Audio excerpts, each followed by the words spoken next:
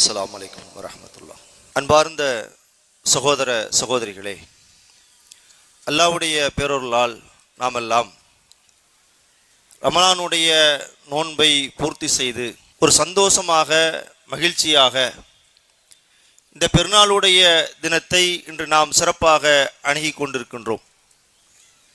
பொதுவாக பெருநாள் என்பது எல்லோருக்கும் மகிழ்ச்சியை ஏற்படுத்தக்கூடியது, சந்தோஷத்தை ஏற்படுத்தக்கூடியது.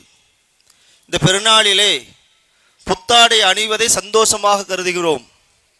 இந்த பெருநாளிலே பட்டினி இல்லாமல் விதவிதமான உணவுப் பொருட்களை ஆக்கி அதை உண்டு மகிழ்வதில் சந்தோஷத்தை வெளிப்படுத்துகின்றோம்.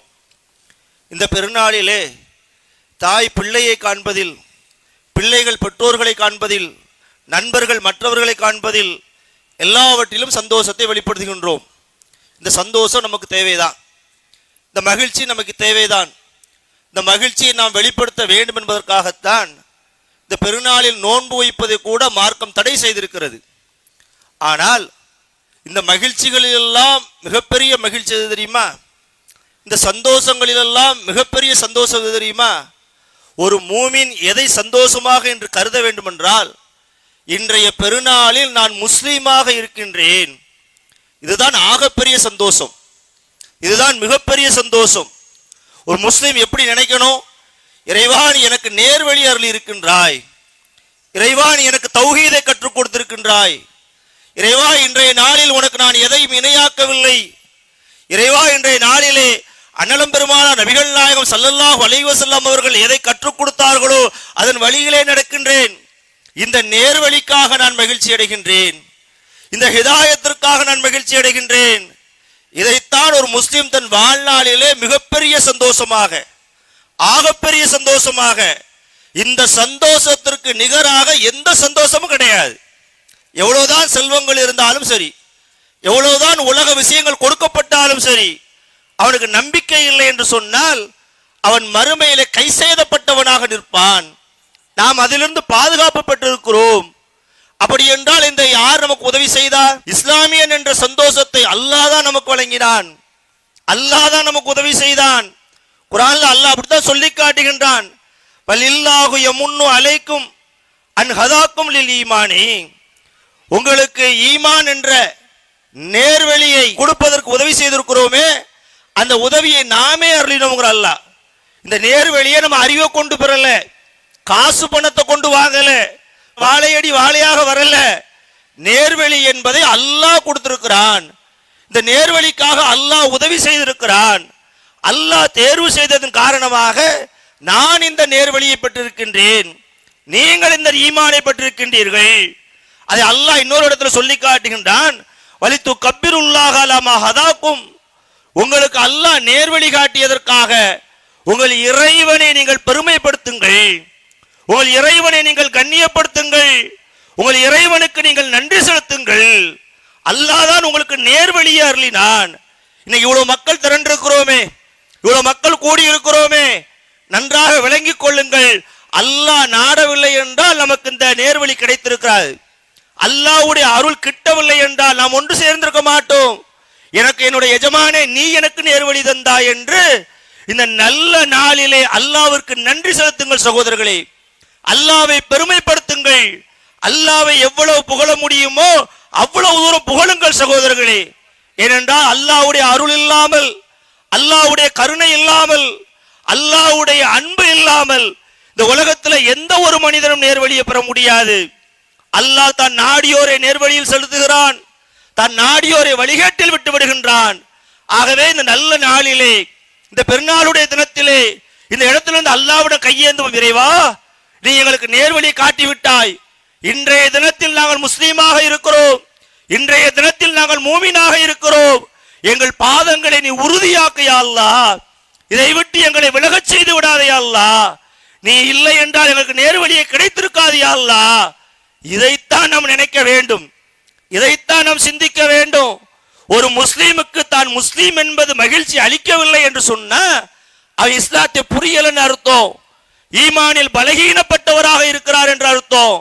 கிடைக்கப்பட்ட உலக வஸ்துக்களுக்காக சந்தோஷப்படக்கூடிய மனிதன் தான் ஒரு முஸ்லீம் என்பதில் மகிழ்ச்சி அடைய வேண்டும், அல்லாஹ்வுக்கு நன்றி செலுத்த வேண்டும், அல்லாஹ்வுக்கு எப்படி நன்றி சொல்வது? பல்வேறு விதங்களில் நன்றி சொல்லலாம், பல்வேறு விதங்களில் அல்லாஹ்வை புகழலாம். அதுல ஒரு நன்றி எது தெரியுமா? அல்லாஹ் நமக்கு அருளிய இந்த நேர்வழியை, இந்த மார்க்கத்தை அறியாத மக்கள் இருக்கின்றார்களே, அவர்கள்ட்ட கொண்டு சேர்ப்பதுதான் அல்லாஹ்வுக்கு செய்யக்கூடிய நன்றி, அல்லாஹ்வுக்கு செய்யக்கூடிய உதவி, இந்த மார்க்கத்திற்கு செய்யக்கூடிய உதவி. இதை நாம் புரியாம இருக்கிறோம், இதை நாம் தெரியாம இருக்கிறோம், இதை நாம் சற்று விளங்காமலும் இருக்கின்றோம். இன்னைக்கு நாம் என்ன நினைக்கிறோம்? நாம வாழக்கூடிய காலகட்டம் மோசமான காலகட்டம், நம்மை ஆளக்கூடிய ஆட்சியாளர்கள் மோசமானவர்கள், இஸ்லாத்தை எப்படி நாம் பகிரங்கப்படுத்த என்று நமக்கு நாமே ஒரு சோர்வை ஏற்படுத்திக் கொள்கிறோமே. இந்த சோர்வு சரியானதல்ல, இந்த சோர்வு ஏற்புடையதல்ல. நம்மை சுற்றி இருப்பவர்கள் எப்படி இருந்தாலும் சரி, நம்மை ஆள்பவர்கள் எவ்வளவு வலுப்பட்டு இருந்தாலும் சரி, அல்லாஹ்வை நோக்கி மக்களை அழைப்பதில் நாம் எங்குமே சோடை போகக்கூடாது. இஸ்லாத்தை மக்கள் மத்தியில் எடுத்து சொல்வதில் நாம் எந்த இடத்திலும் பின்வாங்க கூடாது. நீங்கள் சரித்திரங்களை எடுத்து பாருங்கள், வரலாறுகளை புரட்டி பாருங்கள், திருமறை குர்ஆனை நீங்கள் எடுத்து சரியாக படித்து பாருங்கள். நபி யூசுப் அலைஹிஸ்ஸலாம் அவர்கள் சிறை வைக்கப்பட்டிருந்தார்கள். ஒரு தவறான குற்றச்சாட்டிற்காக, ஒரு அவதூறுக்காக, ஒரு அபாண்டமாக நபி யூசுப் அலைஹிஸ்ஸலாம் அவர்கள் சிறை வைத்திருக்கின்றார்கள். ஒரு கடுமையான நிலையில் நபி யூசுப் அலைஹிஸ்ஸலாம் இருந்த போதும் கூட அந்த சிறைச்சாலையில் அவர்கள் கவலைப்படவில்லை, வேற ஒண்ணு சிந்திக்கல. அங்கேயும் தாவாவை முன்னெடுக்கின்றார்கள், அழைப்பு பணியை முன்னெடுக்கின்றார்கள். தன்னோடு இருக்கக்கூடிய சிறைவாசிகளை பார்த்து கேட்கின்றார்கள், யா சாஹிபி சிஜ்னி, என்னுடைய சிறை தோழர்களே, அடக்கி ஆளக்கூடிய ஒரு இறைவன் சிறந்ததா அல்லது பல கடவுள்கள் சிறந்தவரா? இதை நீங்கள் சிந்திக்க மாட்டீர்களா? யூசுப் அலைஹிஸ்ஸலாம் சொல்லக்கூடிய இடத்தை பாருங்க, யூசுப் அலைஹிஸ்ஸலாம் தாவாவை எடுத்துக்கொள்ளக்கூடிய நிலையை பாருங்கள். இது இன்னைக்கு நம்மகிட்ட குறைஞ்சிருச்சு. இதை நாம வெளியில எடுத்து செல்வ பயப்படுறோம், எடுத்து சொல்ல பின்வாங்குறோம். நம்மை பொறுத்த வரைக்கும் தாவா என்பது தர்காக்கள் சுத்தி வாரது மட்டும் என்ற ஒரு நிலையில் இருந்து கொண்டிருக்கிறோம். தர்காக்கு எதிராக பேசணும், தாயத்துக்கு எதிராக பேசணும், இணை வைப்புக்கு எதிராக பேசணும், சமூகத்தில் சீர்திருத்தம் செய்யணும். ஆனா அது இஸ்லாமிய சமூகத்துக்குள்ளே முடங்கி போடுமா? அதிலேயே நின்று கொள்ளலாம? இந்த குர்ஆன் என்பது உலக பொதுமறை, அல்லாஹ் என்பது எல்லோருக்கும் கடவுள். இந்த அல்லாஹ்வை அறியாத மக்களாக நிறைய பேர் இன்னைக்கு வெளியில இருக்கிறானே, புரியாம இருக்கிறானே, தெரியாம இருக்கிறானே, கடவுள் கொள்கையில தவறான கொள்கைகளை முன்வைக்கின்றார்களே, இவர்களை நோக்கி யார் கேள்வி கேட்பது? நாம தான் கேட்கணும், நாம தான் எடுத்து சொல்லணும்.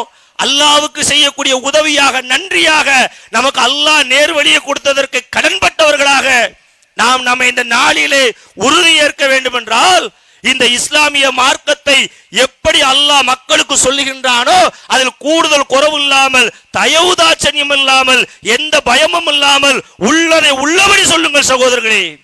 அல்லாஹ்வை பற்றி பேசுவதற்கு நமக்கு எந்த அச்சமும் இல்லை, எந்த பயமும் இல்லை, எந்த கவலையும் இல்லை. நாம் ஏன் அச்சப்பட வேண்டும்? நாம் ஏன் பயப்பட வேண்டும்? அல்லாஹ் சொல்லுகின்றான் திருமறை குர்ஆனிலே. ஒரு விஷயத்தை சொல்லுவதால் சிலர் சொல்லுவாங்க, சமூக நல்லிணக்கம் கெடும் என்று சொல்வார்கள். சமூக நல்லிணக்கம் கெடக்கூடிய எந்த விஷயத்தையும் திருமறை குர்ஆன் பேசாது. சமூக நல்லிணக்கம் எது தெரியுமா? அவர்களை இஸ்லாத்தின்பால் அழைப்பதுதான் சமூக நல்லிணக்கம். குர்ஆன் அப்படித்தான் பேசுகிறது. ஒட்டுமொத்த மக்களுக்கும் யாரெல்லாம் அல்லாஹ்வை விடுத்து பிறரை வணங்குகின்றார்களோ அனைவரையும் பார்த்து கேள்வி கேட்கிறது. எடுத்து செல்லுங்க, குர்ஆன் அப்படித்தான் சொல்லுகின்றான். அபித்தகுது ஆலிகத்தன் மினல் அர்லி, நீங்கள் இந்த பூமியிலே கடவுள்களை உருவாக்குகின்றீர்களா? அப்படி என்றால் அவைகளுக்கு உயிர் கொடுங்கள் பார்க்கலாம். அல்லாஹ் கேட்கிறான். இதை நம்ம சொன்னோமா? பிறட்ட கேட்கிறோமா?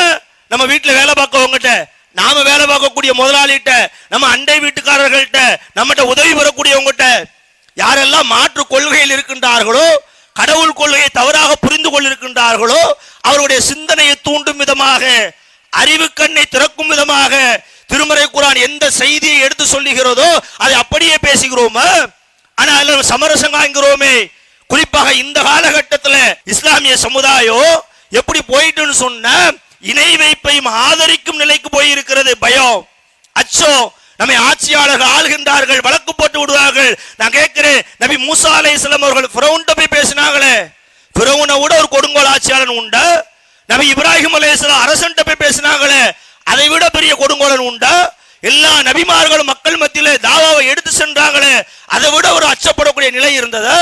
ஆனா நாம பயப்படுறோமே, நாம பின்வாங்குறோமே. நாம அல்லாஹ்வுக்காக செய்ய வேண்டிய கடமைகளில், அல்லாஹ்வுக்காக செய்ய வேண்டிய நன்றி கடலில் தவறளிக்கிறோமே. நாம் அப்படித்தானே புரிகிறோம்.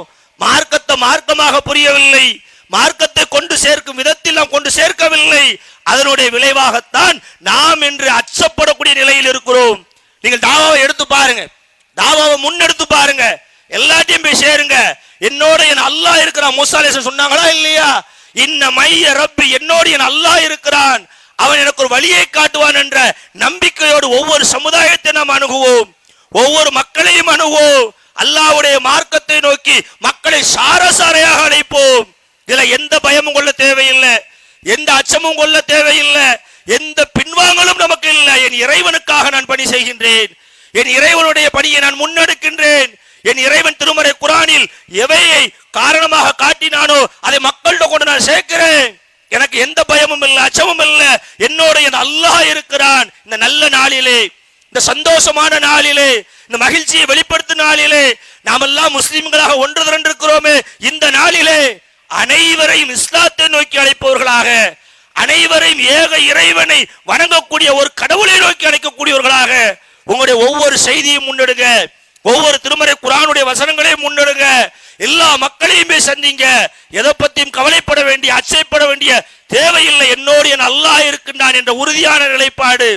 அல்லாஹ் எப்படி நமக்கு வாக்களித்தானோ அந்த வாக்குறுதியை நமக்கு அடைவோம் என்ற நிம்மதியான நிலைப்பாடு.